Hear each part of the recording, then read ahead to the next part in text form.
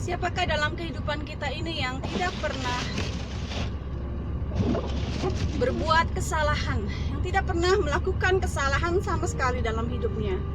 Sejarah menyatat hanya ada satu, ya, yang tidak pernah bersalah, tidak pernah berbuat dosa, tapi itu karena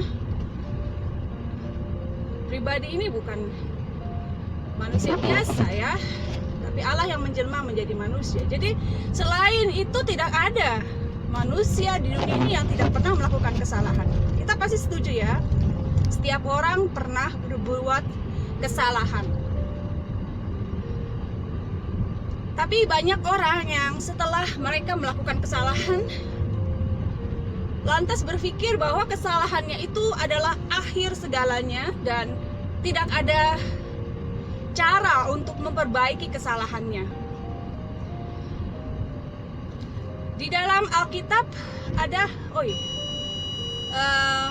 contoh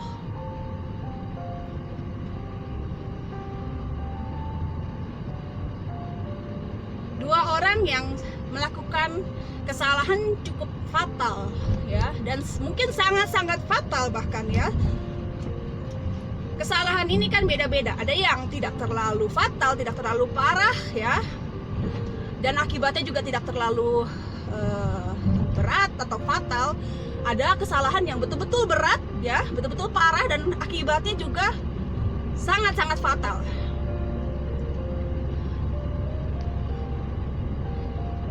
Kita ambil contoh dua orang murid Yesus, yaitu Petrus dan Yudas. Petrus pernah melakukan kesalahan yang berat, di mana dia menyangkal gurunya. Dia berkata dia tidak mengenal, ya, tidak mengenal, tidak mau mengakui.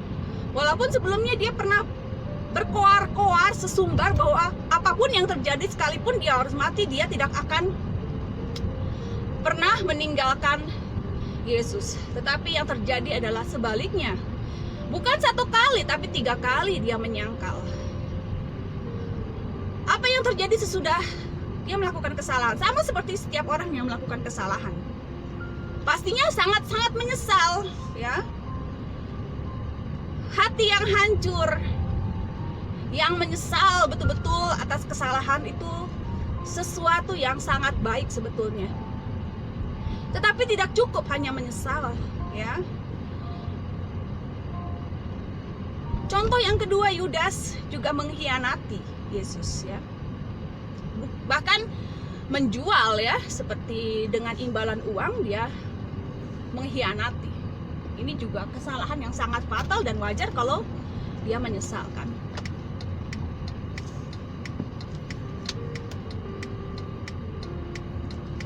Tapi apa yang terjadi sesudah dia menyesal? Dia menganggap bahwa tidak ada jalan keluar, tidak ada cara untuk memperbaiki atau menebus kesalahannya.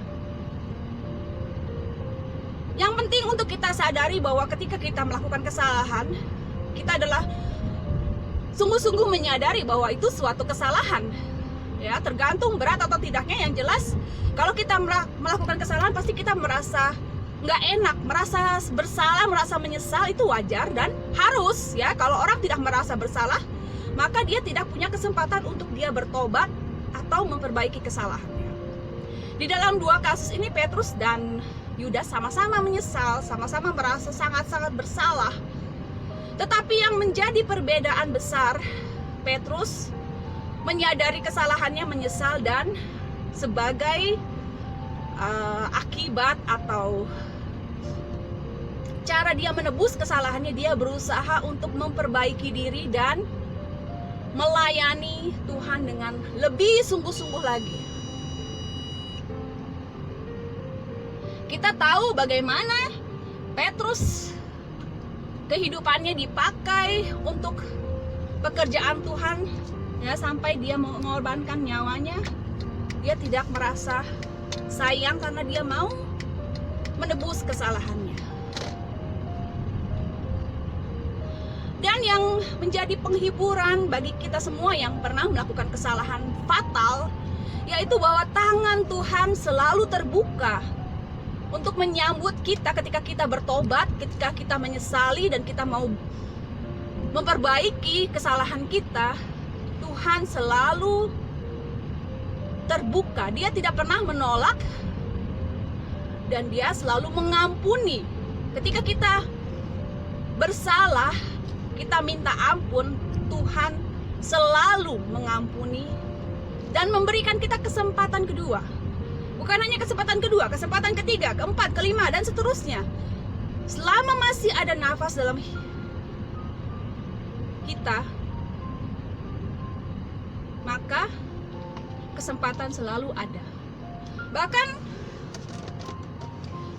sekalipun kita sudah di ujung maut ya, waktu kita di dunia ini tinggal beberapa menit atau beberapa detik saja, itu masih terbuka kesempatan untuk kita bertobat. Ya, contoh penjahat yang sama-sama disalib Yesus ya. Nah, apa yang terjadi dengan Yudas?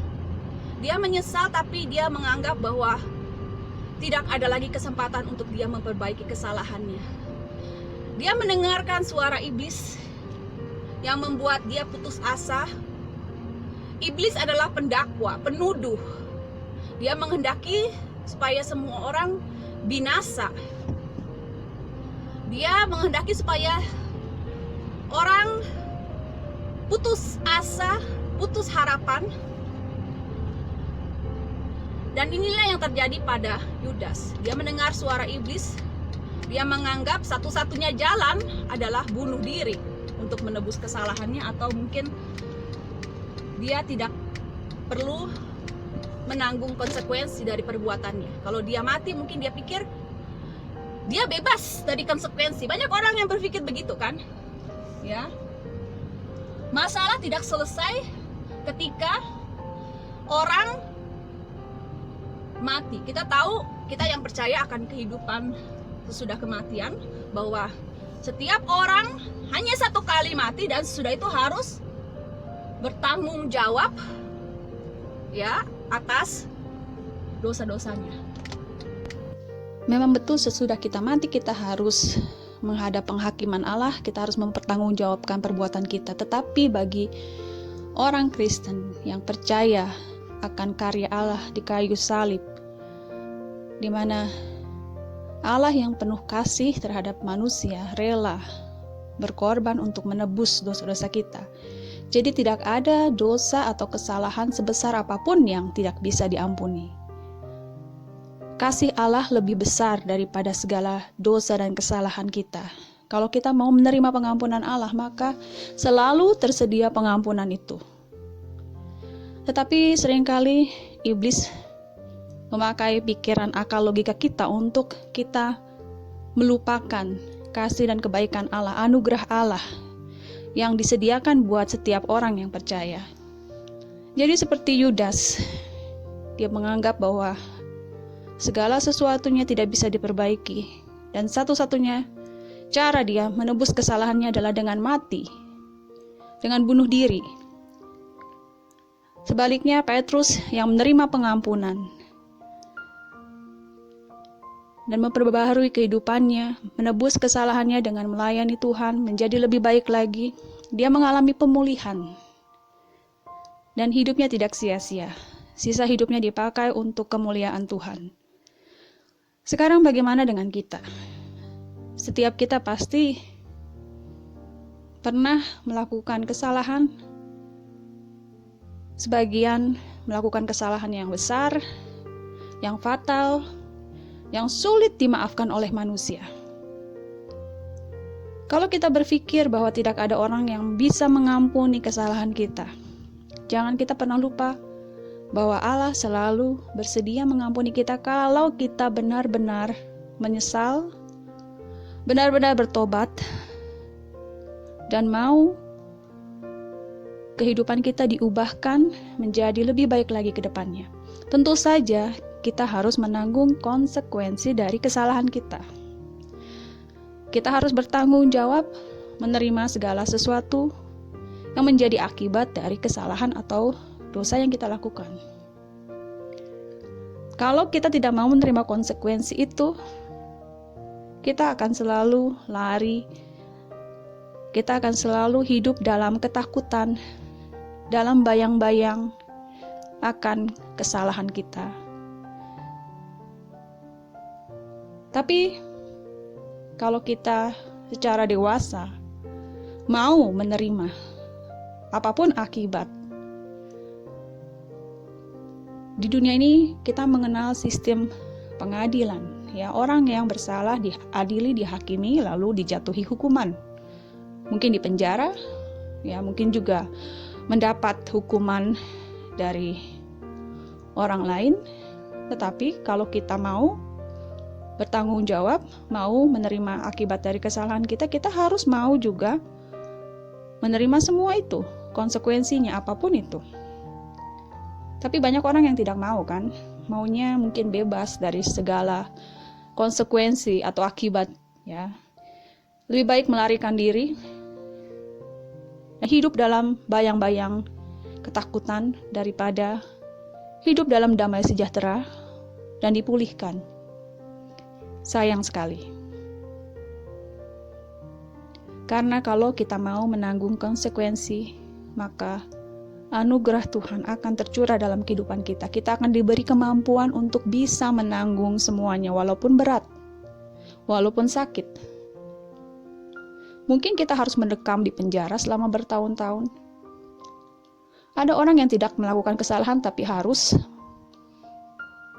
di penjara karena fitnah mungkin seperti yang dialami oleh Yusuf. Dia tidak bersalah, tapi dia mengalami banyak sekali ketidakadilan dalam kehidupannya, bahkan sampai dijebloskan ke penjara.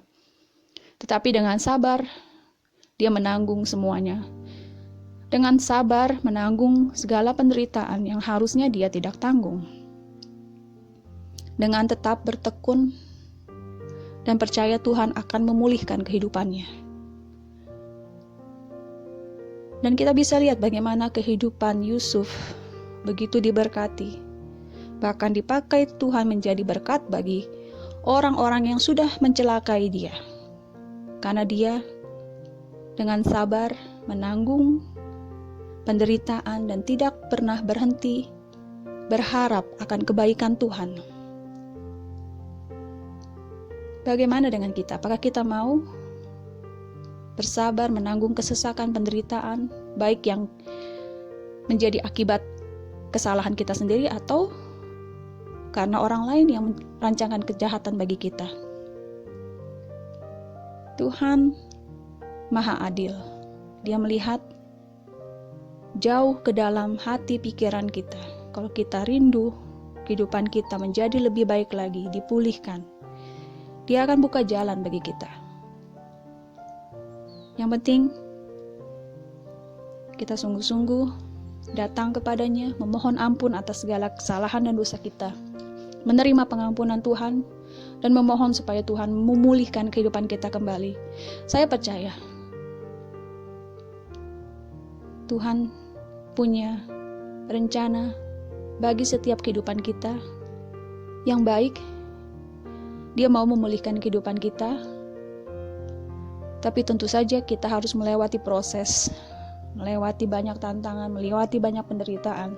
Apakah kita mau menanggung semua itu?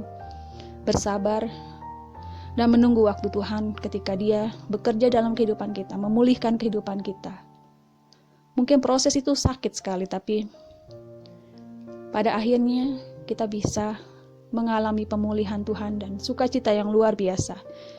Karena kita tidak lagi harus hidup dalam bayang-bayang ketakutan dan rasa bersalah.